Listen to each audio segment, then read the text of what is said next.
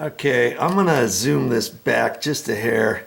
Now see, here's an not an incandescent, a CFL, which is a compact fluorescent light bulb. Okay, now this is a smaller one. This is probably the equivalent of a 40 watt, but here I've got an LED, and this is the equivalent of I believe a 60 watt, and it said it only puts off 5.7 watts. That's it. So let's just I'm going to turn the light. I'm turning the light switch on. Let's just check this out here for a minute. Okay. And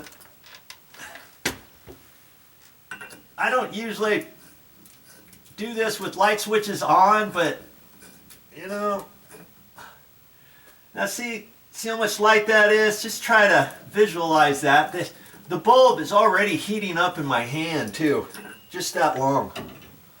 Okay, and here's the compact fluorescent. This is probably the equivalent of a 40 watt bulb. See, it's not that bright, and they decided to do that because they couldn't get a longer one in there before it hit this light fixture, because this light fixture globe is kind of small, and the end of the compact fluorescent takes up lots of room.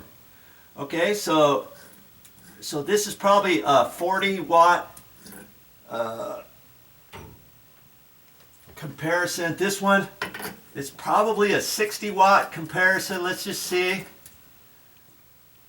Okay, that puts off just as much light as the incandescent, if not more, doesn't it?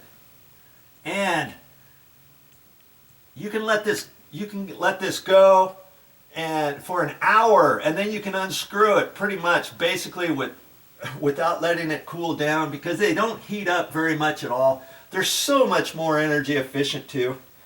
So I'm going to leave that. I'm going to save these bulbs, and these will be like emergency bulbs only whenever an LED burns out or something else happens and I need a light bulb really quick for a trouble light or who knows what. Okay?